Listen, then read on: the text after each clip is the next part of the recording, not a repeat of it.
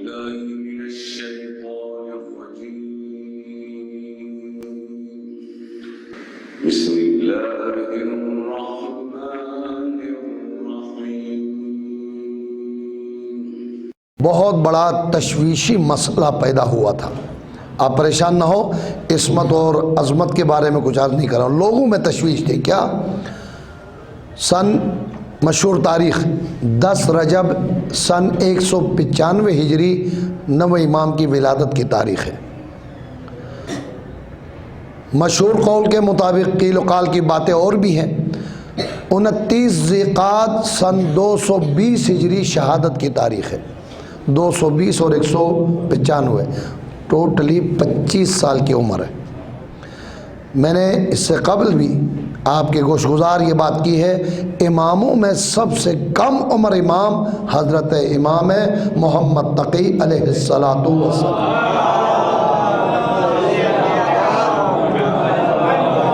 اگرچہ 14 معصومین میں شہزادی کونین کی عمر سب سے کم عمر ہے، کم ہے، اور 18 سال تاریخ نے معین کی.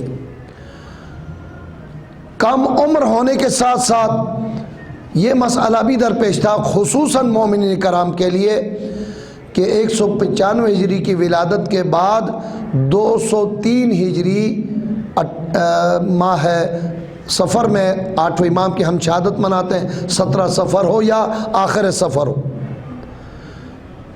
203 ہجری 195 203 7 سال کی عمر. قانون خداوندی یہ ہے، ایک امام جب دنیا سے گزر جاتے ہیں شہادت یا موت کی وجہ سے، تو پھر دوسرے امام کا نمبر آتا ہے. 8ویں امام گئے، دوسرے اس کے بعد جو امام ہے وہ آپ کے فرزند، میرے آپ کے 9ویں امام، امام محمد تقی علیہ الصلاۃ والسلام.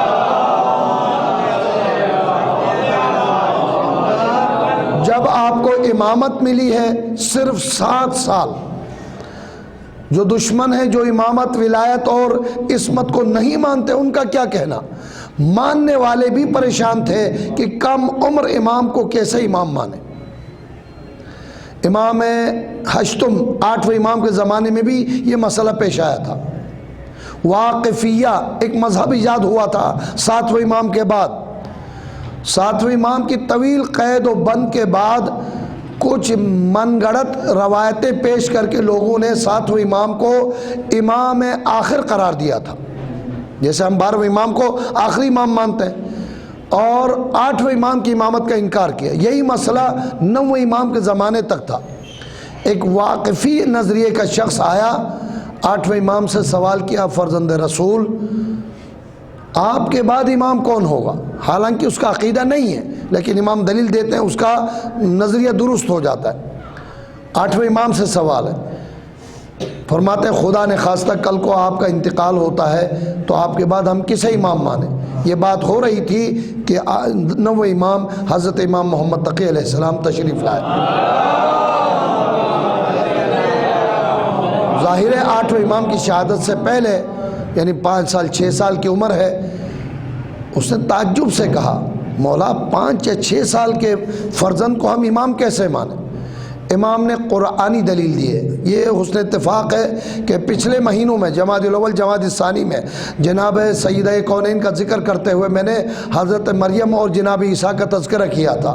جب جناب عیسیٰ کو لے کر آئی، بنی اسرائیل نے اعتراض کیا، یا اخت ہارون ما کان ابو کی امرا سوء وما کانت امو کی بغیہ، نہ تمہارا باپ برا نہ تیری مادر گرامی بری، آپ نے یہ کیا کام کیا، بغیر شوہر کے بیٹا پیدا کیا. خدا پر لطفاً واجب تھا کہ معجزے کے ذریعے سے جواب دیتے.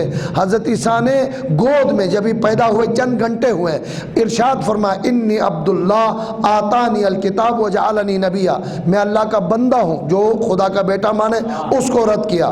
آتانی الکتاب، میں کتاب لے کر آیا ہوں، رسول اور نبی ہوں. مجھے عام بندو جیسا نہ تصور کرو. میرے 8ویں امام نے یہی آیت تلاوت کر کے اس شخص کو مطمئن کر دیا کہ اگر عیسیٰ گود میں پیدا ہونے کے بعد نبوت اور کتاب لے کر آ سکتے، میرا فرزند 7 سال میں امام کیوں نہیں بن سکتے؟ صلوات پڑھے محمد والے.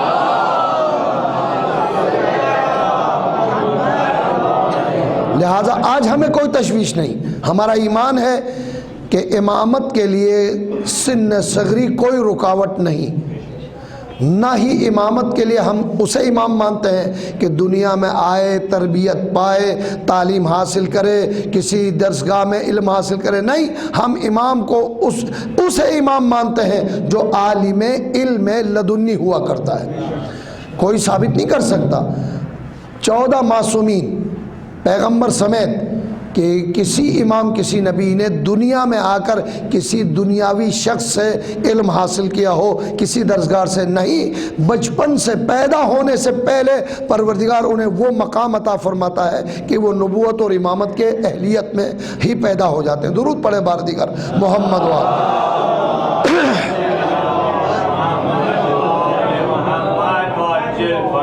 خصوصیت سے نویں امام کے ساتھ یہ معاملہ درپیش تھا۔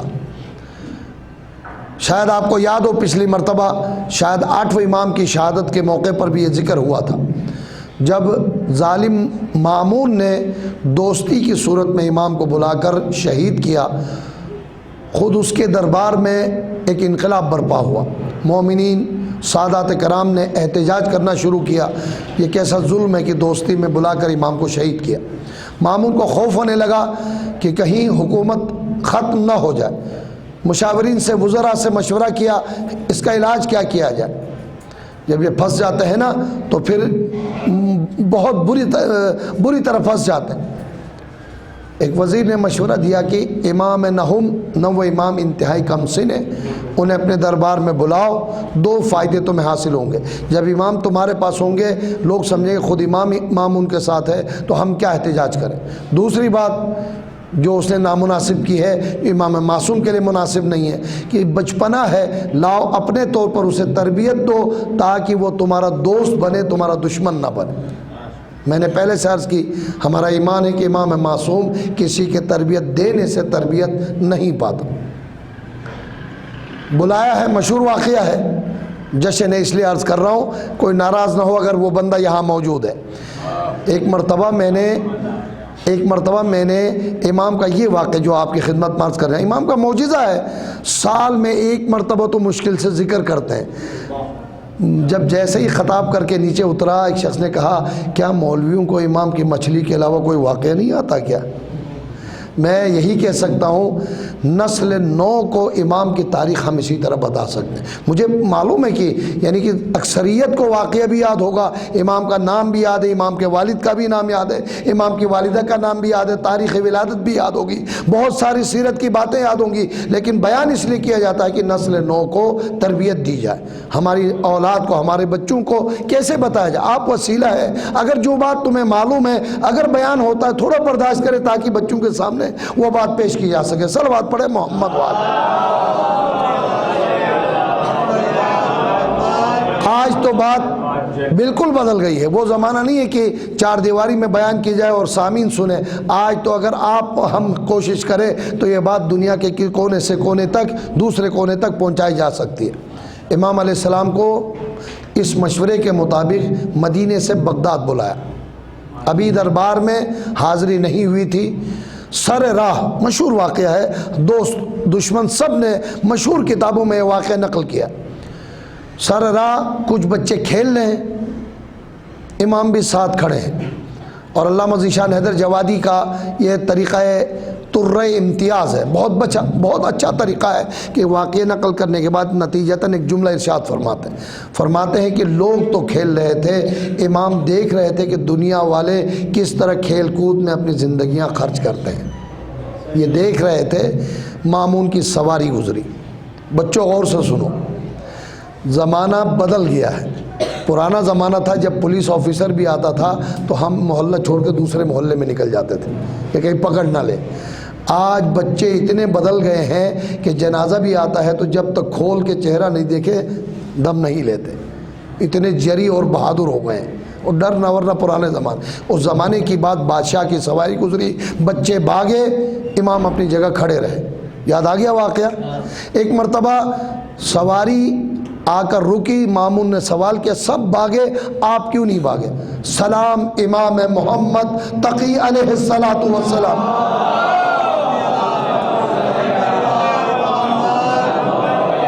واقعاً منصب امامت کے مطابق جواب دیا، کہا راستہ تنگ ہو، انسانیت کا تقاضا آپ کو جگہ دی جائے، راستہ تنگ نہیں ہے، بھاگو کیوں؟ ہم بھاگنے والوں میں سے، یہ جملہ میری طرف سے۔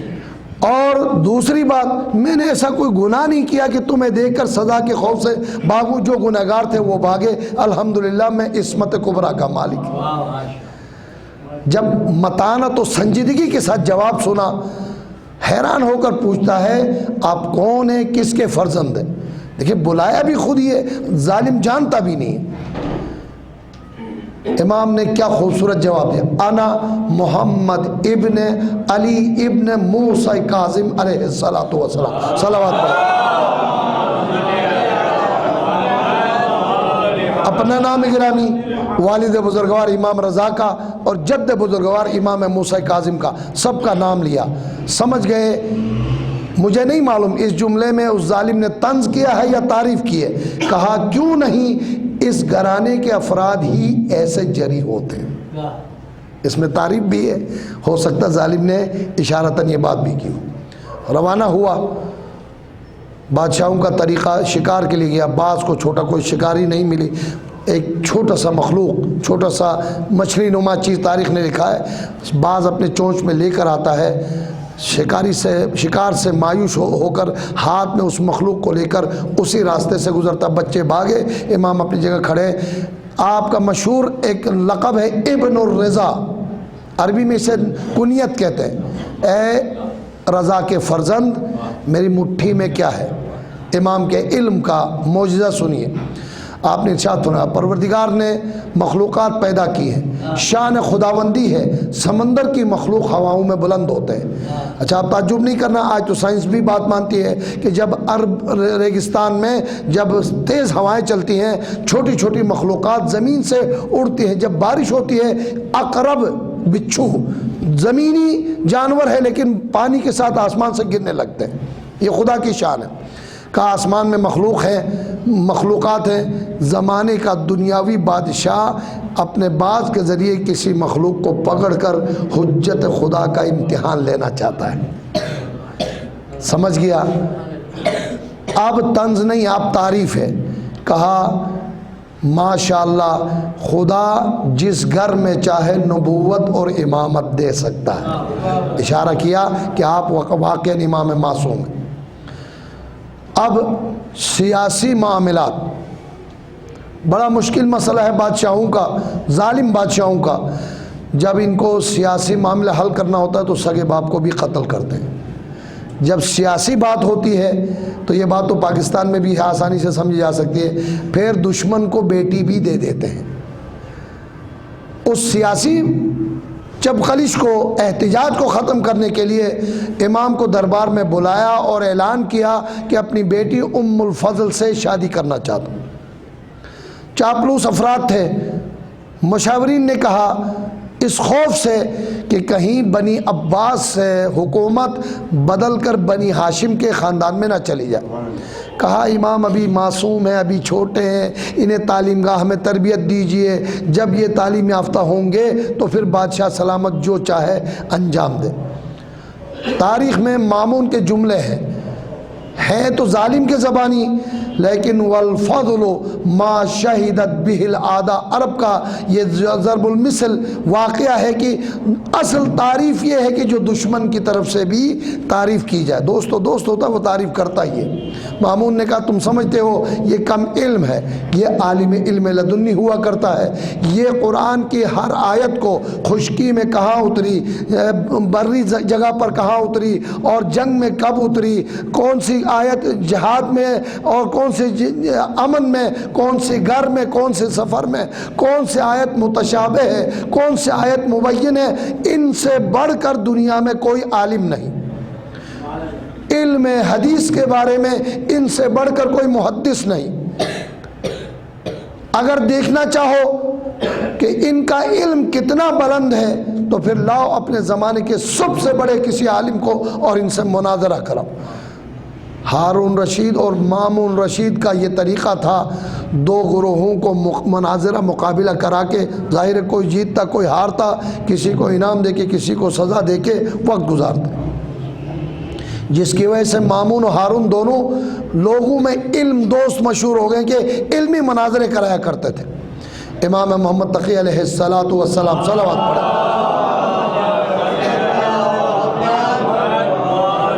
وقت مقرر ہوا، زمانے کے ان کے لحاظ سے سب سے بڑے عالم قاضی القضات چیف جسٹس یحییٰ ابن اقسم سا سے لکھا ہوا ہے، یحییٰ ابن اقسم کو بلایا گیا۔ آنے کے بعد جب اسے بتایا گیا کہ اس بچے کے ساتھ تمہیں مقابلہ کرنا ہے، وہ ناراض ہوا، لیکن بادشاہی حکم ملا کہ تمہیں اسی کے ساتھ مناظرہ کرنا۔ وقت مقررہ پر آ کر امام سے سوال کیا۔ یاد ہے میں نے ذی الحج کے مہینے میں حج کے مسائل بتاتے ہوئے یہ مسئلہ ضمناً آپ کی خدمت میں عرض کی تھی۔ فقہی مسائل میں علماء بیان کرتے ہیں کہ مشکل ترین مسائل ہیں حج کے کفارات کے مسائل۔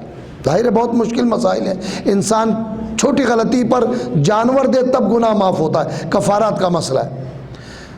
فقہ کا مسئلہ احرام، یہ سلا و لباس اتار کر پہنتا ہے تو 30-35 چیزیں مومن پر حرام ہو جاتی ہیں، ان میں سے ایک شکار کرنا منع ہے۔ اب اگر غلطی ہو جائے کفارہ ہے۔ یحییٰ ابن اقسم نے اپنے طور پر سوچا کہ ایک معصوم بچہ ہے، اس سے مشکل ترین سوال کروں تاکہ وہ پریشان ہو جائے، جواب نہ دے سکے اور میرا علمی رعب لوگوں کے دلوں میں بیٹھ جائے۔ اپنے طور پر مشکل سوال سمجھ کر سوال کیا، فرزند رسول کسی احرام والے نے، شخص نے احرام پہنا ہے اور احرام کے دوران شکار کی، اسے کیا کفارہ دینا چاہیے؟ میرے بزرگ جانتے ہیں امام نے ایک یحییٰ ابن اقسم کے سوال کا 22 پہلو بیان کیا، 11 دو کر کے بیان کیے ہیں۔ مجھے نہیں معلوم 11 پورے بیان کر سکوں، بعد میں ویڈیو دیکھ لینا 11 پورے ہو جائیں یا نہیں ہو جائیں، لیکن جتنا میں ایک طالب علم کی حیثیت سے عرض کر سکتا ہوں آپ کی خدمت میں عرض کروں گا۔ کہا آپ کا سوال مہمل ہے، یعنی جواب دینے کے قابل نہیں ہے، ایسا سوال کیا۔ یحییٰ حیران ہو گیا کہ میں نے کیا ایسی کیوں بات کی؟ کہا آپ نے کہا احرام پہنا ہے، احرام 2 طرح سے، احرام حج اور احرام عمرہ، دونوں کے احکامات الگ الگ ہے۔ احرام حج تھا یا احرام عمرہ آپ نے بیان نہیں کیا۔ آپ کا سوال اس لحاظ سے بھی محمل ہے کہ احرام پہننے والا مرد تھا کہ عورت، دونوں کا حکم الگ ہے۔ آپ نے یہ بھی بیان نہیں کیا غلام تھا یا آزاد، دونوں کا حکم الگ ہے۔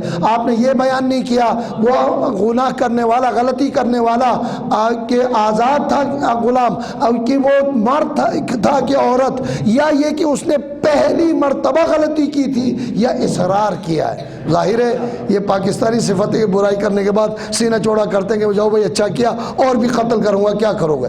اگر اپنے گناہ پر پشیمان ہو جائے اس کا حکم الگ ہے، اور نادم نہ ہو، ضد اور اکڑ جائے اس کا حکم الگ ہے۔ اس نے کہا، امام نے ارشاد فرمایا آپ نے یہ سوال بھی محمل انداز سے کیا ہے، بری جانور ہے بحری جانور ہے، چھوٹا جانور ہے بڑا جانور ہے، اس نے رات میں غلطی کی ہے کہ دن میں غلطی کی ہے، وہ شخص بالغ ہے کہ نابالغ ہے، سارے پہلو الگ ہے۔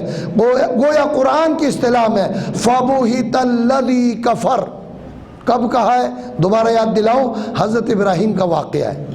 فَبُہِتَ الَّذِي كَفَرَ، ظالم مبہوت ہو کر رہ گیا۔ حضرت ابراہیم کو جب پیغام دینے پر کہ اللہ واحد ہے، اللہ کے سوا کسی کی عبادت نہیں کی جا سکتی، اس زمانے کے ظالم نے کہا یہ کام تو تمہارے خدا کو پہچان کے ہی مانا جا سکتا ہے، بتاؤ تمہارا خدا کیسا ہے؟ حضرت ابراہیم نے ارشاد فرمایا میرا خدا وہ ہے کہ یحیی و یمیت، موت دیتا ہے اور زندگی دیتا ہے۔ ظالم نے کہا یہ تو میں بھی کر سکتا ہوں، ایک بے خطا کو لا کے قتل کر دیا، گویا موت دی، اور ایک مجرم کو جس کے لیے پھانسی اور قتل کا حکم تھا اسے آزاد کر کے کہا میں نے زندگی دی۔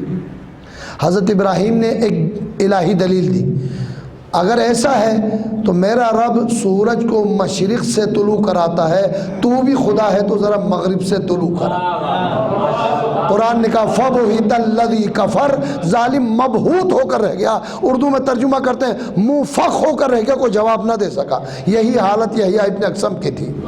اب بات ابراہیم علیہ السلام کی آئی ہے تو آپ کی خدمت میں عرض کروں، مبادا قیامت تک ایسا نہ ہو کہ کوئی معجزتاً سورج کو مغرب سے طلوع کرائے تو لوگ اسے خدا نہ سمجھے۔ حضرت علی نے سورج کو مغرب سے طلوع کرنے کے بعد فوراً سجدہ کر کے بتایا کہ میں خدا کا بندہ ہوں، خدا نہیں۔ صلوات پڑھے محمد۔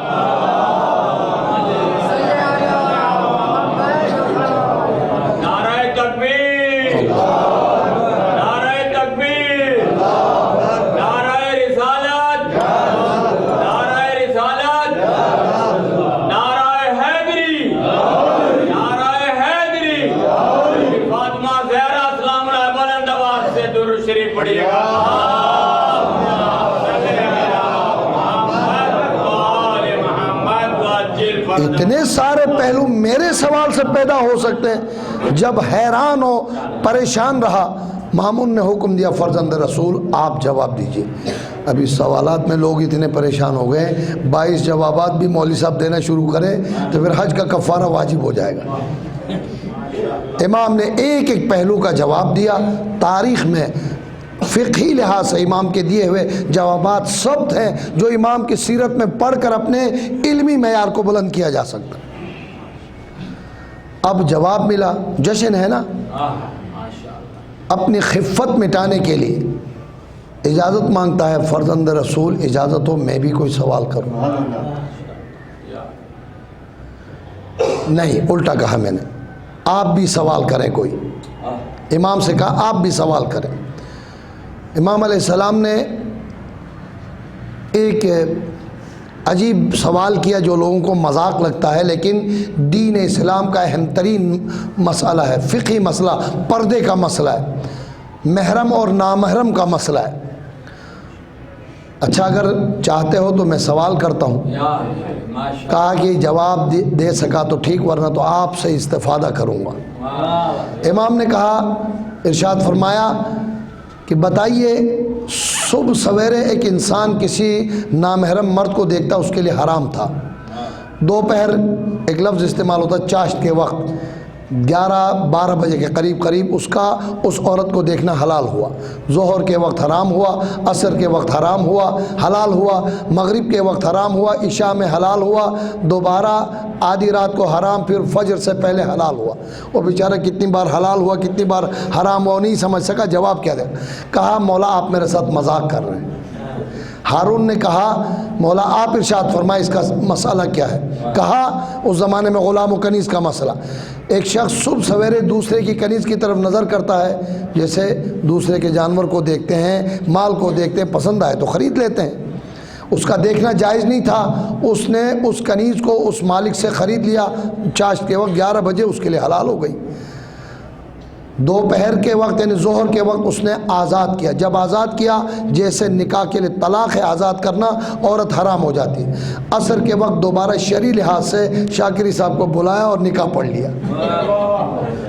لفافہ تیار کیجئے گا۔ اس کے بعد عصر کے وقت شاکری پڑھے کہ ذاکری پڑھے، میاں بیوی میں جھگڑا ہو گیا، طلاق ہو گیا، ناراضگی ہو گئی۔ مغرب کے وقت کسی نے جا کر، اب کسی کا نام نہیں لے رہا ہوں گھبرانا نہیں، کمپرومائز کرا دیا اور دونوں میں دوبارہ رجوع، طلاق رجعی میں رجوع ہوا۔ آدھی رات کے وقت ظالم نے غلطی کی اظہار کیا۔ فقہی مسائل میں ایک حکم آتا ہے، لمعہ دمشقیہ سے لے کر آج کی ہر مجتہد کی توضیح المسائل میں یہ عنوان موجود ہے۔ عرب میں ایک جاہلانہ طریقہ تھا، بیوی سے جب ناراض ہوتے تھے اسے کہتے تھے تم میری ماں کی طرح ہو، یعنی آئندہ تمہیں زوجیت کے لحاظ سے قبول نہیں کروں گا۔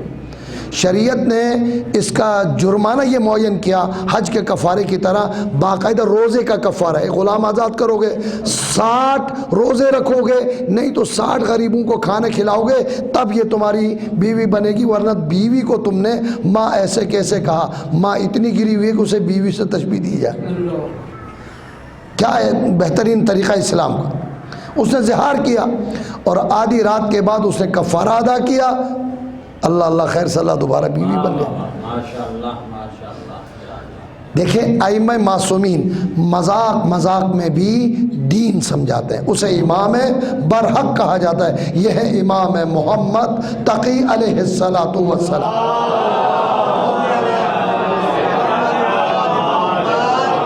بس قبل اس کے کہ پیچھے مڑ کے آپ گھڑیاں دیکھنا شروع کریں، لہٰذا میں گفتگو کو تمام کروں۔ یہی وہ موقع تھا جہاں مامون نے اپنی بیٹی ام الفضل کا عقد امام محمد تقی سے کیا ہے، اور خود بیٹی کی طرف سے صیغہ پڑا ہے، اور امام کو کہا اپنی طرف سے صیغہ جاری کرے۔ آج کسی نکاح میں جاتے ہو تو مولوی حضرات ایک خطبہ پڑھتے ہیں، نکاح کا خطبہ حمد و تعریف درود و سلام پر، قرآن کی چند آیات پر مشتمل، آئے نکاح سورہ نور کی آیت وَأَنكِحُوا الْأَيَامَ کی آیت کے ساتھ، اور ایک حدیث بیان کرتے ہیں النکاح سنتی فمن رغب عن سنتی فلیس منی۔ اس خطبے کو مامون کے دربار میں سب سے پہلے میرے نوہ امام محمد تقی علیہ السلام نے ایجاد فرمایا۔ ایسا بہترین بامعنی خطبہ ہے، واقعے کے مطابق، نکاح اور عقد و شادی کے مطابق آیات و احادیث، کہ آج تک تمام علماء سنت مؤکدہ کے طور پر تاکید کرتے ہیں کہ نکاح سے پہلے اسی خطبے کو پڑھا جائے، ائمہ کا طریقہ ہے۔ لیکن عزیزو، پھر یہ بھی ہوا کہ اسی ام الفضل نے ایک مرتبہ شکایت کی مامون کے پاس، مامون شراب کے نشے میں تھا۔ امام کا آخری معجزہ ہے، عرض کرنے کے بعد میں اجازت چاہوں گا۔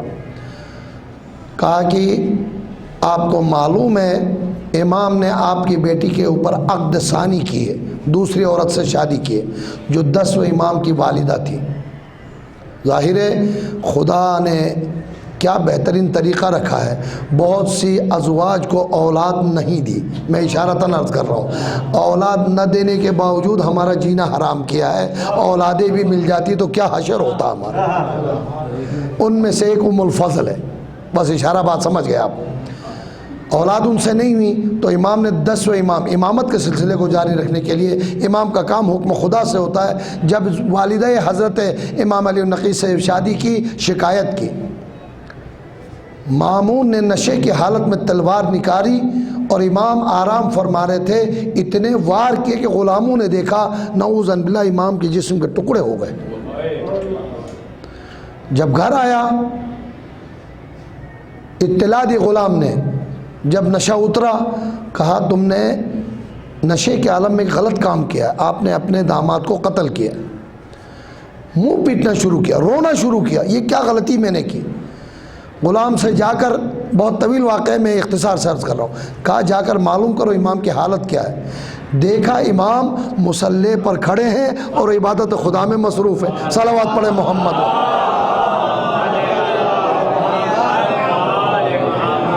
بے ساختہ مامون کے زبان سے لفظ نکلا، یہ تو وہ ہے کہ جسے خدا نے بچایا، جسے خدا بچایا اسے تقی کہا جاتا ہے، صلوات پڑھے محمد وآلہ۔ اگرچہ تقوی کے لحاظ سے بھی امام کی تقوی، میری کیا حیثیت ہے کہ بیان کروں، جو تقوی اختیار کرو اسے متقی کہا جاتا ہے، مادہ تقوی اور تقی سے۔ غرض امام علیہ السلام معجزانہ صحیح و سالم رہے۔ جس غلام نے امام کی سلامتی کی خبر دی، ظالم نے خوشی میں 1000 درہم کا انعام دیا ہے اس نے، کہ تم نے امام کی زندگی کی خبر دی۔ غرض یہی ام الفضل سبب بنی۔ مدینے آنے کے بعد، مامون کے انتقال کے بعد اپنے چچا سے شکایت کی، اور 29 ذیقعد سن 220 ہجری کو مامون کے بھتیجے یا چچا بیٹے نے حضرت امام محمد تقی کو زہر دغا سے شہید کیا۔ سامرہ بلا کر کاظمین میں امام کا 7ویں امام کے ساتھ مزار موجود ہے، جو حضرات کاظمین گئے ہیں 7ویں امام کے ساتھ امام محمد تقی علیہ السلام کی۔ ایک مختصر خاکہ امام کا پیش کیا۔ پروردگار شہزادہ علی اصغر، شہزادہ امام محمد تقی اور دیگر ائمہ معصومین کا واسطہ حاضرین و غائبین کے حوائج شرعیہ کو پورا فرما۔ پروردگار جو پریشان حال ہے ان کی پریشانیاں دور فرما۔ جو مریض ہیں بالخصوص جن مریضوں کے لیے دعا کی التماس ہے ان سب کو شفاء کلی عنایت فرما۔